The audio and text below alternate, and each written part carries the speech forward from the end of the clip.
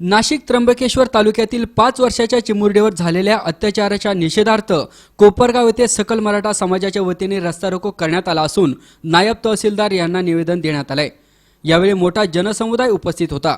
पोलिसांनी यावेळी कडेकोट बंदोबस्त ठेवण्यात आला होता।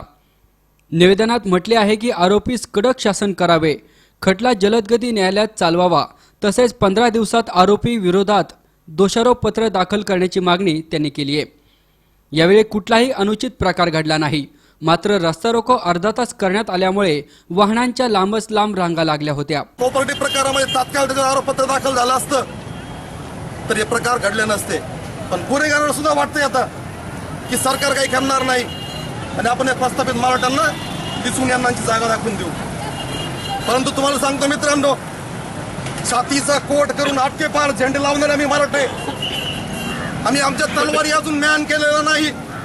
डॉक्टर बाबासाहेब आंबेडकरांनी आम्हाला घटनादत्त अधिकार दिलेला आहे आणि त्या अधिकारानुसार आम्ही रस्त्यावर शांततेने मुक्तपणे मोर्चेबार करत आहोत। पण मुक मोर्चाचा अर्थ असा नाही की आम्ही मुके झालो आहोत, आम्ही बैरे झालो आहोत, आमच्या संवेदना संपलेल्या आहेत। ते आमच्या संवेदना मेलेल्या नाही। आजही आमच्या छातीमधला, आमच्या हृदयामधला, आमच्या मनगटामधला हा मराठा जागा आहे आणि जिवंत आहे।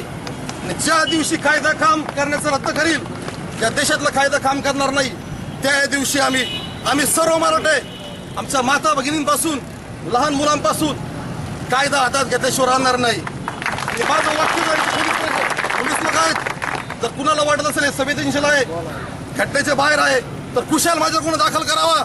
हे काय 1000 गुन्हे माझ्यावर दाखल झाले, माझ्या माता भगिनीसाठी दाखल झाले, तर मी ते गुन्हे अंगावर घ्यायला तयार आहे। C24 ताससाठी योगेश डोके, कोपरगाव।